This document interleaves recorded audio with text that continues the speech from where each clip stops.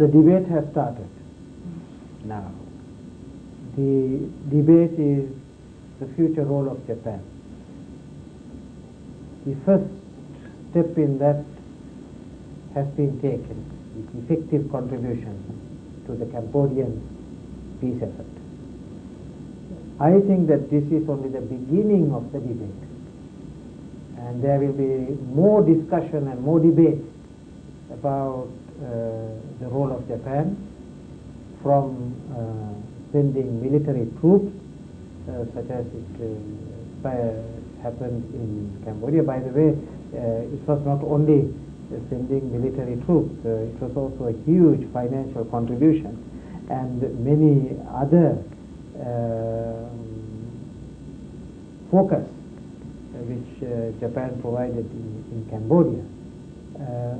I think that it will evolve. Each other situation may not require the Japanese contribution in military terms. It may require much larger humanitarian assistance to be brought into a particular situation. This means that the Japanese humanitarian efforts of non-governmental organizations need to be strengthened, and the capabilities developed to feed populations, and also to assist populations in growing food, etc., etc. Another area could be in civilian assistance to election monitoring, for example, where Japanese competence can be brought to bear. I can think of 100 ways in which Japanese civil society can participate in international solidarity.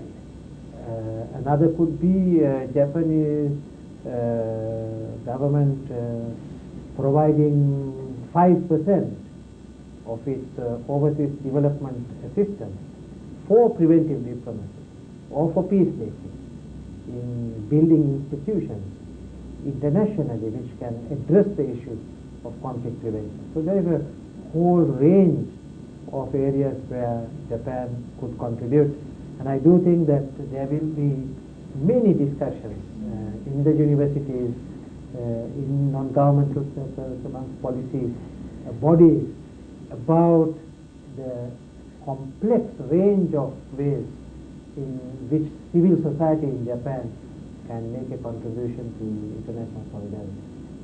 日本の議論というのはまだまだ幅の狭い議論だということですね。So are you saying that the Japanese controversy is very still in a narrow-minded way, or is it still very limited for the Japan to act? Well, I'm not. You see, I think that each country, whether it is Britain or Germany or Japan or the United States, is currently having a debate on the new global situation. In each country, given its own history, they choose the debate according to their own history. Japan has a very specific history. Therefore, the debate at the moment has been seen as the self-defense forces, the PKI issue has come into the forefront.